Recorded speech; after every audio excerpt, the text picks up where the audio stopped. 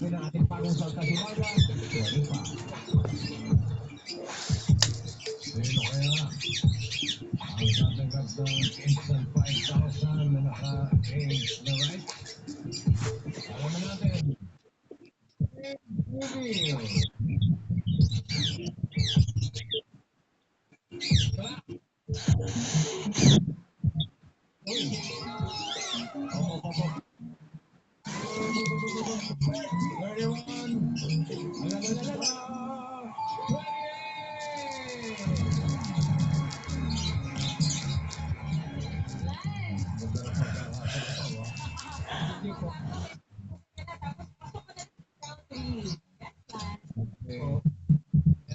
Prince, you, see you.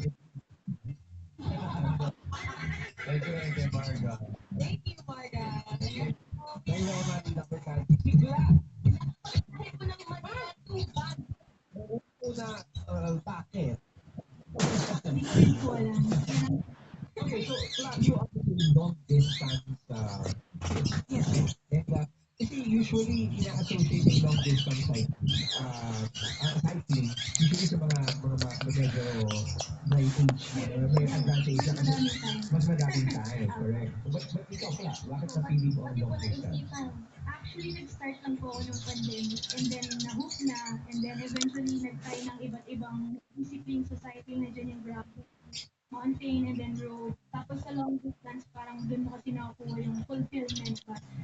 This place to this place, parang lahat ng exploration, yung fulfillment, once na-complete mo, parang ibang klaseng feeling. Saka madaming natutunan sa mga Yes. talaga. Pero po yung Manila to Baguio niyo po, ilang oras po yun? Or umabot po ba ng ilang araw? Yung Manila to Baguio namin, that was 2024 pa. So, hindi pa masyadong... Teka, namin. So nag-grupo. Okay. Parang 5 kami nung trip na yun. So, Saan yung fighting life? start namin is sa kanya-kanyang bahay namin. So, ang meeting point namin is sa North. So sa North QC. And then, MacArthur. Inano namin yung Bulacan. Sa Bulacan, and then Pampanga, Tarlac, Pangasinan. Okay. And then 2 days namin siya ginawa kasi total distance niya from my house is 250 plus. So, kinover lang muna namin yung 200. And then, Ano yung life planning mo doon? ayun po, 200 kilometers hanggang Pangasinan. And then, Papa, wait lang. Halika dito, akin na yan.